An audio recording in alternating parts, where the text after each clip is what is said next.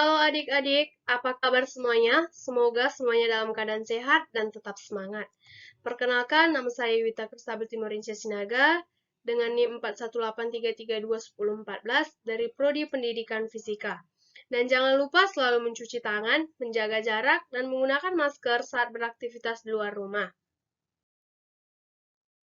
Tujuan pembelajaran fluidastatis yang pertama, siswa dapat menjelaskan tekanan, tekanan hidrostatis, dan hukum Pascal. Yang kedua, siswa dapat memformulasikan tekanan, tekanan hidrostatis, dan hukum Pascal. Yang ketiga, siswa dapat menerapkan hukum Pascal dalam kehidupan sehari-hari. Selanjutnya, di sini saya akan menjelaskan mengenai materi fluida.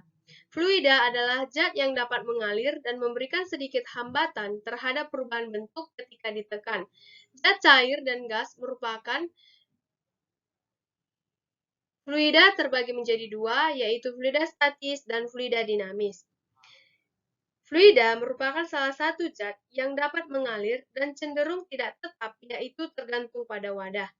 Selanjutnya, saya akan menjelaskan besaran-besaran fluida statis. Yang pertama adalah massa jenis. Ketika sebuah koin dilempar ke dalam wadah yang berisi air, kemudian koin tersebut akan tenggelam.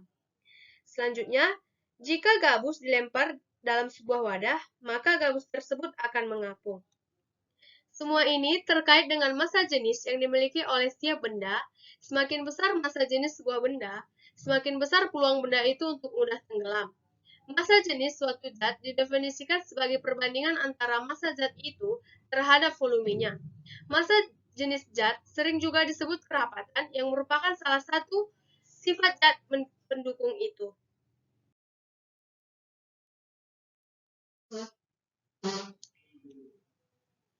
Massa jenis merupakan perbandingan massa zat dengan volume zat.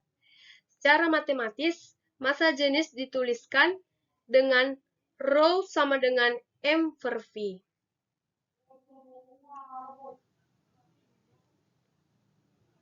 Selanjutnya adalah tekanan. Fluida selalu memberikan tekanan pada setiap permukaan yang bersinggungan dengannya. Tekanan itu sendiri didefinisikan sebagai gaya yang bekerja pada suatu permukaan tiap satuan luas permukaan. Dengan kata lain, tekanan memberikan perbandingan antar gaya dan luas bidang tekannya. Nah, secara matematis, tekanan ditulis sebagai P sama dengan F per A, di mana P merupakan tekanan, F sama dengan gaya, dan A adalah luas penampang. Selanjutnya, aplikasi tekanan dalam kehidupan sehari-hari. Mari kita perhatikan video berikut ini.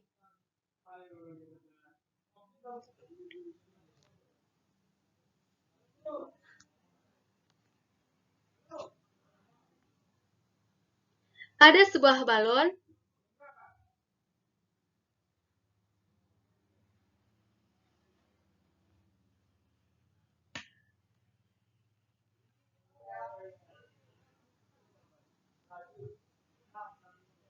Mengapa balon tersebut meletus? Mengapa balon meletus? Fenomena tersebut merupakan penerapan dari konsep tekanan. Balon berisi udara yang ditekan dengan paku pinus akan meletus.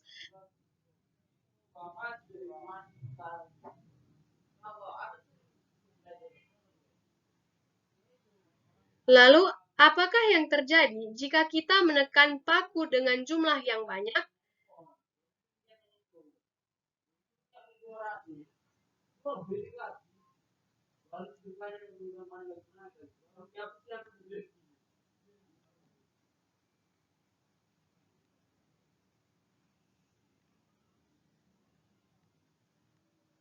Mengapa balon tidak meletus?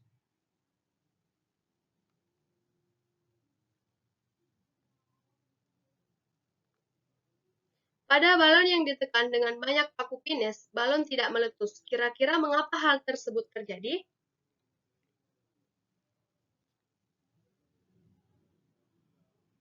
Pada paku akan bekerja gaya F, banyaknya ujung paku yang menekan balon adalah luas penampang A, tekanan yang dihasilkan semakin kecil karena A semakin besar, sehingga balon tidak akan meletus. Ingat bahwa rumus tekanan adalah P sama dengan F per A, di mana P tekanan, F adalah gaya, A adalah luas penampang.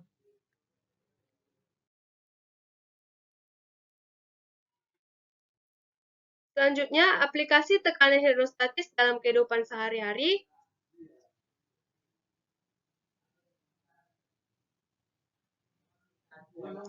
Karena kamu bisa melihat pemandangan di bawah air laut yang sangat indah. Namun sayang, terkadang menyelam juga bisa membuat telinga kita menjadi sakit. Kondisi ini disebut dengan barotrauma. Kenapa telinga sakit saat menyelam? Yuk kita bahas.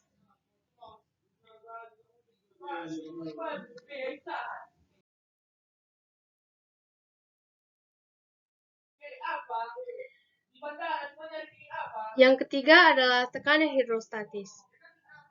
Tekanan zat cair yang hanya disebabkan oleh beratnya disebut dengan tekanan hidrostatis.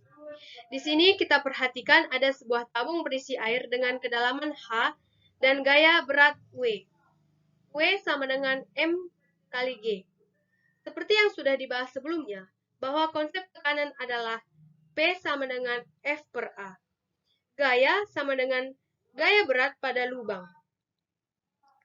Jika diganti, maka diperoleh P sama dengan M kali G per A. Konsep massa jenis yaitu M sama dengan rho kali V. Maka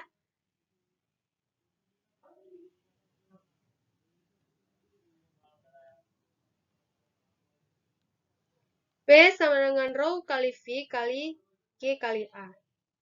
Nah, karena V sama dengan A kali H, maka persamaannya menjadi P sama dengan P rho kali A kali H kali A. Maka persamaan tekanan hidrostatis adalah pH sama dengan rho kali G kali H.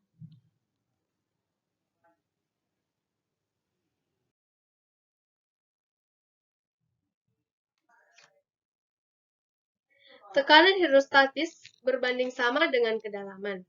Semakin besar kedalaman, maka tekanan hidrostatis juga semakin besar. Sekarang kita perhatikan percobaan di samping. Kita ambil botol aqua lalu kita lubangi. Jarak dasar botol dengan lubang pertama adalah 4 cm, jarak lubang kedua adalah 8 cm, dan jarak lubang ketiga adalah 12 cm. Jika botol tidak ditutup, maka semua lubang pada botol akan menyemburkan air. Tetapi lubang paling bawah memiliki kekuatan pancaran yang paling kuat dibandingkan dengan lubang yang ada di atasnya. Sedangkan lubang yang paling atas akan memiliki kekuatan pancaran yang lemah dibandingkan dengan lubang di bawahnya. Hal ini terjadi karena lubang paling bawah mendapat tekanan yang lebih besar dibandingkan lubang yang ada di atasnya. Sedangkan lubang yang paling atas mendapatkan tekanan air yang lebih kecil, sehingga kekuatan pancaran airnya relatif lebih rendah.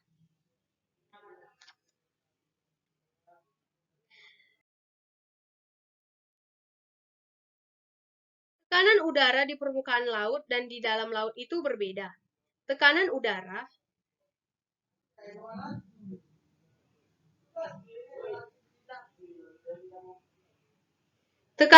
di permukaan laut adalah 1 atmosfer, sedangkan 10 meter di bawah permukaan air laut adalah 2 atmosfer. Jika untuk setiap 10 meter kedalaman. Tekanan yang meningkat dapat menyebabkan beberapa masalah pada tubuh, yaitu merusak genang telinga atau melengkung kedua udang. Jika gelombang udara masuk ke darah, maka dapat menyebabkan serangan jantung atau stroke. Jika semakin dalam kamu menyelam, maka akan semakin besar tekanan yang akan kamu peroleh.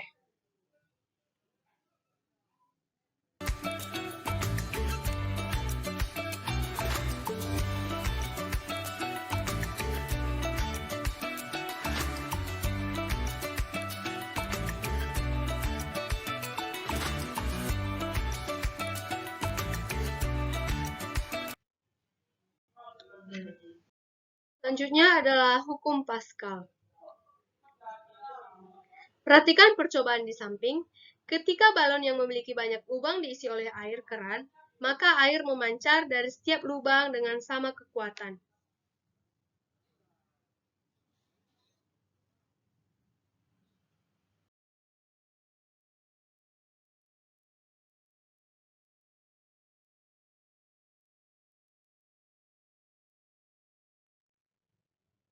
Hukum Pascal berbunyi, tekanan yang diberikan pada zat cair dalam ruang tertutup akan diteruskan sama besar ke segala arah. Terdapat piston dengan bagian penampang kecil dan besar. Terlihat, tekanan yang diberikan pada piston sebelah kiri akan menyebabkan tekanan diteruskan oleh zat cair ke segala arah, termasuk ke dinding bejana piston sebelah kanan. Karena dinding bejana cenderung kaku, maka akibatnya piston sebelah kanan mendapatkan kelemahan tekanan yang ditimbulkan oleh piston sebelah kiri. Tekanan pada penopang sebelah kiri sama dengan sebelah kanan. Maka secara matematis, didapatkan rumus hukum Pascal adalah P masuk sama dengan P keluar, di mana P masuk adalah P1, P keluar adalah P2. Ingat, tekanan adalah gaya perluas penampang. Maka persamaan hukum Pascal yaitu F1 per A1 sama dengan F2 per A2.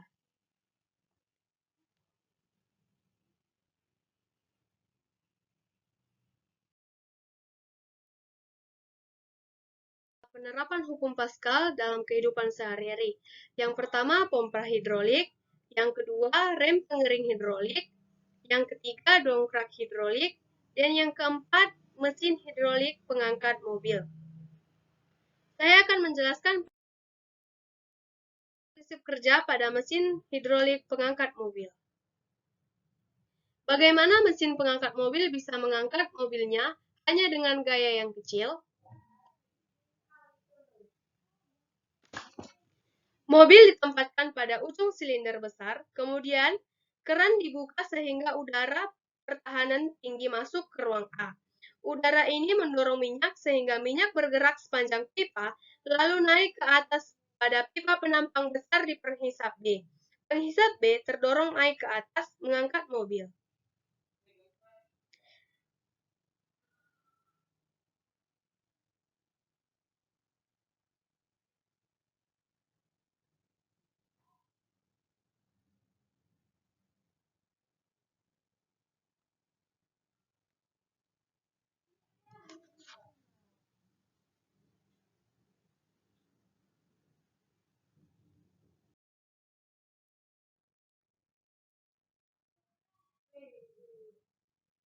Perhatikan contoh soal berikut.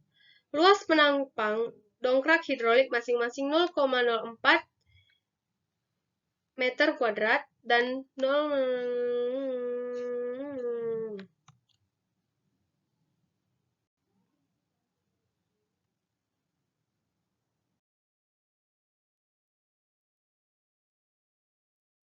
Terima kasih sudah menonton video ini hingga selesai. Semoga video ini bermanfaat bagi adik-adik semuanya. Sampai jumpa di video berikutnya.